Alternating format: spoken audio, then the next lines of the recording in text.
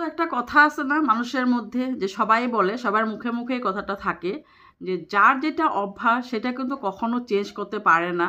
আর যার মধ্যে যা যেরকম কোয়ালিটি আছে, মানে যার মধ্যে যেরকম মানে অভ্যাস, সেটা কিন্তু চেঞ্জ কখনো করতে পারে না। হ্যাঁ, কখনো মানে ভাবে যে আমি সবাইকে বুদ্ধু বানিয়ে অন ক্যামেরাতে এসে মানে সবাইকে একটুখানি বলে দেই, সেগুলা নিয়ে হয়তো কখনো তুলফাল আর হবে না ওয়াইটিতে। কিন্তু না, সেটা লুকাতে পারে না, সেটা মানে নিজে নিজে চলে আসে। তো সেরকমই কথা হয়েছে আমাদের হটকারী ম্যাডামের কথা। তো হটকারী ম্যাডামও ভাবে যে আহ, মানে কখন কোন ভিডিওতে কি বলছে, আর সেই কথাটা যে পরে ভিডিওতে যে কথাটা বলেছে সে কথাটা যে ও মিলবে কি না সেটা কিন্তু ভুলে যায়। তো তখন কি হয়, আমরা ধরা ফালিয়ে দেই। যখন ধরা ফালিয়ে দেই তখন যদি আমরা বলি কিছুতে, তখনই মানে ওর মানে একাকার হয়ে যায় রেগে টেগে। তখন এই ক্যামেরাতে এসে মানে ভয়েস ওভার দিয়ে কাজ দেখিয়ে যা মানে আমাদের যারা যে যে বলেছে সেগুলো কথাই বলে দেয়। তো চলো বন্ধুরা, প্রথমে আমি আমার নিজের ইন্ট্রোটা দিয়ে নিই। Welcome back to my channel. আশা করি তোমরা সবাই ভালো আছো, সুস্থ আছো। আমিও ভালো আছি, সুস্থ আছি।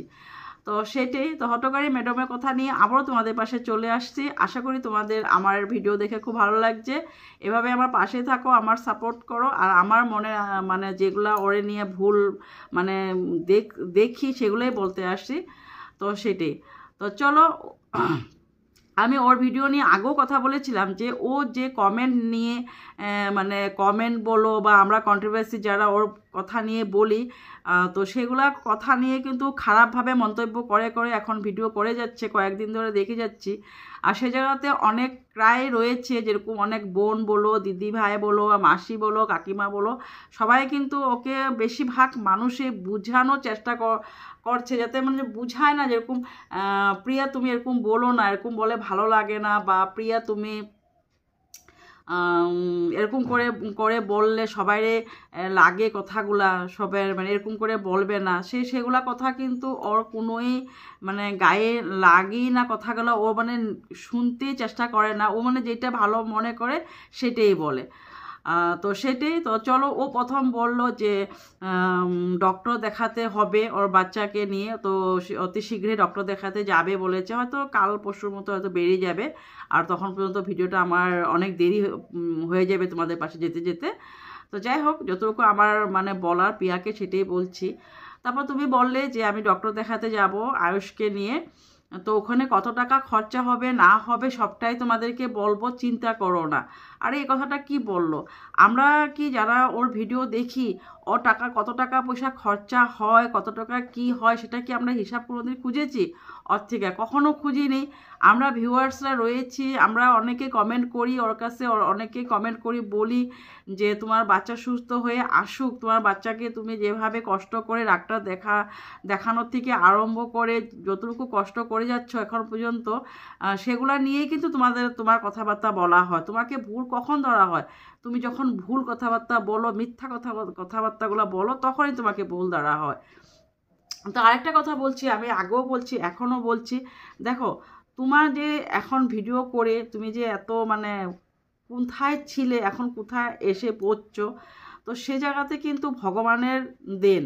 ভগবানে যদি তোমাকে না দেখতো, তখন কিন্তু তুমি এত আগে যেতে পারতা না। তো সেই জায়গাতে আমি বলছি, তুমি বললা যে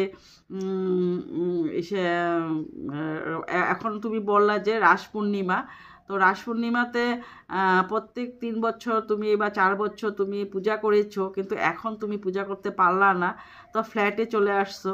তো সেটাই আমি বলছি, তুমি ফ্ল্যাটে চলে আসছো ঠিক আছে, কিন্তু আমাদের যা যেটা ধর্ম সেই ভগবান নিয়েই তারা থাকে। যেরকম আমরা বাঙালিরা বলো বা খ্রিস্টান বলো বা মুসলিম বলো, যে যেটা ধর্ম, তারা কিন্তু সবচেয়ে থেকে আগে ভগবানকে পুজো করে তারপরে ঘরে ঢোকে। তো তুমি যখন ফ্ল্যাটটা নিয়েছো, ফ্ল্যাটটা নেওয়ার সাথে সাথে তোমার উচিত ছিল যে ঘরের একটা আসন ঢোকানোর।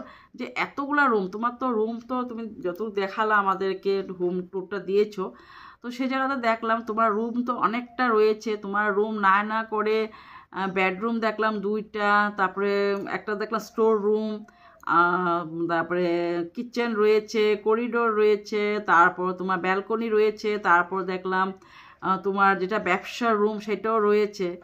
তো সেগুলা জায়গাতে থেকে তোমার অনেকটা রুম রয়েছিল। তুমি যখন জানো তুমি একবারের জন্য এখানে আসছো, আয়ুষকে এখানে ডক্টর দেখাবে, সাথে আয়ুষের স্কুল সামনে হবে, সেই জন্য তুমি আসছো। তুমি তো এক দিদলে ঘুরতে আসো নি, এটা তোমার নিজের বাড়ি হয়ে গেছে, নিজেটা তোমার সংসার, একটা নিজের তোমার ঘর, এখানে ভালো মন্দ সব তোমার এখানেই হবে এখন। হ্যাঁ, সেই জায়গাতে তুমি এতগুলো যখন রুম রয়েছিল সেই জায়গাতে তুমি একটা আসন আনতে পারতে। তুমি একটা আসন এনে ওখানে একটা ঠাকুর স্থাপিত করে তারপরে ঘর মানে সংযোগ করো না করো, ঘর তুমি বড় করে পুজো করো না করো, কিন্তু যে ঠাকুরকে তুমি পূজা দাও সেই ঠাকুরকে নিয়ে এসে ফার্স্ট একটা রুমের মধ্যে তোমার ঢুকানো উচিত ছিল। তারপর তুমি ঠাকুরের বাসন যতটুকু পারো, ঠাকুরের বাসন সেগুলো তোমার নিয়ে এসে ঠাকুর ঘর একটা কমসে কম রেডি করে। এমন তো না নতুন বাড়ি করছো, নতুন বাড়িতে মানে হুড় করে চলে আসছো, এক সাইড রুম তোমার হয়েছে তো এক সাইড রুম হয়নি, তখন হয়তো মানা যায় যে ঠিক আছে এক সাইড রুম হয়েছে তো এক সাইড রুম হয়নি, তো পূজাটা করব কিভাবে। তো যখন একবারে বাড়িটা পরিপূর্ণ হয়ে যাবে তখন মানে আনতে পারতে। তো এখন তোমার এত সুন্দর একটা বাড়ি নিয়েছো, এত সুন্দর একটা ভাড়া বাড়ি নিয়েছো, তো সেই জায়গায় তোমার এতগুলা রুম, তো একটা কিন্তু ঠাকুর ঘর নিয়ে আসতে পারতে। আর তোমার বাসন, ঠাকুরের বাসনও প্রচুর ছিল তোমার গ্রামের বাড়িতে, ঠাকুরের বাসন কয়েকটা নিয়ে আসতে পারতে না। কেন বলছি, তুমি তো বললা যে ঠাকুরও বাসনও কিছু আনিনি, তো প্রত্যেকবার আমি রাস পূর্ণিমাতে লক্ষ্মী পূজা করি, তো এখন এইবার আমি পূজা করতে পারতেছি না, কারণ বাসন টাসনও নেই, মানে সেরকম ব্যবস্থা নেই। তো তো সেটাই বলছি, তুমি মানে দেখো একটা ভগবানের থেকে যেটা তুমি পেয়েছো, ভগবান তোমাকে যেটা দিয়েছে সবাই কিন্তু দেয় না। এরকম অনেক অনেক ইউটিউবার রয়েছে, অনেক কষ্ট করে যাচ্ছে, আমরাও অনেক কষ্ট করে যাচ্ছি, এখন পর্যন্ত আমাদের তেমন মানে ওয়াচ হচ্ছেই না। এত মানে 1 বছর থেকে 1.5 বছর হয়ে যাচ্ছে, এখন পর্যন্ত আমরা সেই নিচেই পড়ে আছি। তো সে জায়গাতে তোমাকে ভগবানের কৃপা করেছিল, ভগবানের অনেক দয়া করেছিল, তো সে জায়গাতে ভগবানকে ভুলে তুমি নিজের ফ্ল্যাট, তোমার নিজের ব্যবসা নিয়ে তুমি এতই মানে ব্যস্ত, ভগবানকে যে নিয়ে এসে পূজা করতে হবে সেটাও তুমি ভুলে গিয়েছো। হ্যাঁ, তো সেটাই তোমার বলার ছিল আমার, মানে আমি সেটাই বলবো বলেই তোমার কাছে ভিডিওটা করেছি।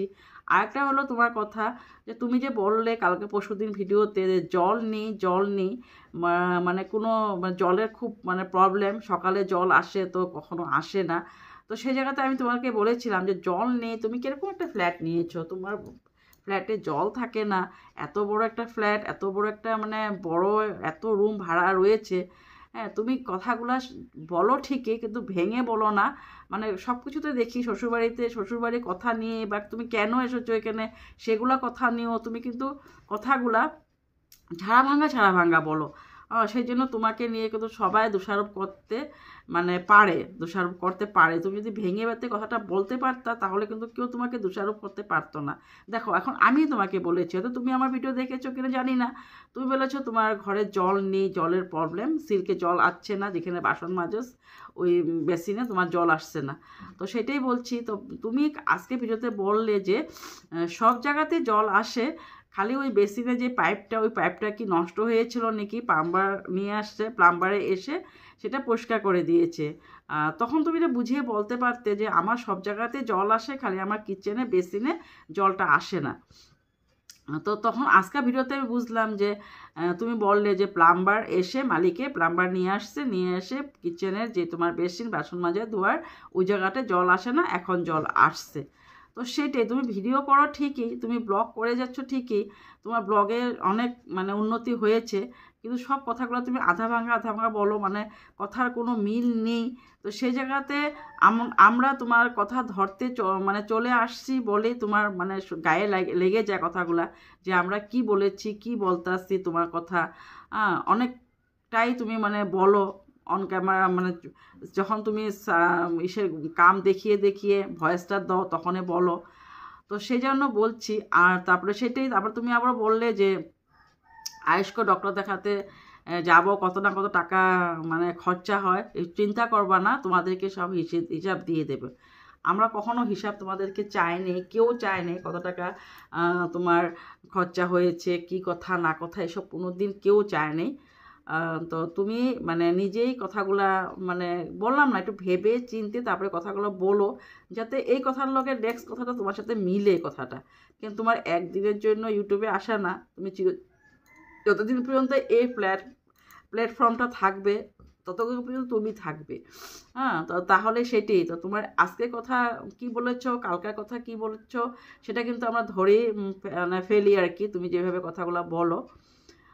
তো সেটাই তো, তোমাকে আমি আবারও বলছি, বারবার বলছি, তুমি এত বড় ফ্ল্যাট নিয়েছো, ঠিক আছে, তুমি এত সুন্দর বাড়ি নিয়েছো, এত সুন্দর রুম রয়েছে, সেই জায়গাতে তুমি একটা ঠাকুর ঘর নেওয়া উচিত ছিল। আমাদের মতো বাঙালি মানুষরা যখনই নতুন একটা ঘর নিই তখনই কিন্তু প্রথম আমরা ঠাকুরকে ঢুকাই বাড়িতে, ঠাকুরকে পুজো টুজো দিয়ে তারপরে আমরা নতুন ঘরে থাকার ব্যবস্থা করি। না কি নিজের ব্যবসা, না নিজের মানে সোফা, নিজের বিছনা, নিজের গডরেজ, নিজের খাওয়া গ্যাস টেবিল থেকে আরম্ভ করে ডাইনিং টেবিল আরম্ভ করে সেগুলা না এনে আগে আমরা ঘরের পূজা করার ব্যবস্থাটা করি আর কি। তো সেটাই তো, চলো বন্ধুরা, আজকের জন্য ভিডিওটা আমি এখানে রাখলাম। তোমাদের যদি ভালো লাগে, আমার মতামতের সাথে যদি তোমাদের মতামত মিলে, তাহলে প্লিজ কমেন্ট করে জানাবে। ভালো লাগলেও জানাবে, খারাপ লাগলেও জানাবে, তোমাদের কমেন্টের অপেক্ষা রইলাম। তো আজকের জন্য এখানে ভিডিওটা রাখলাম। যদি তোমাদের ভালো লাগে, লাইক শেয়ার সাবস্ক্রাইব করে দিও, যত পারো শেয়ার করে দিও। তো বাই বাই।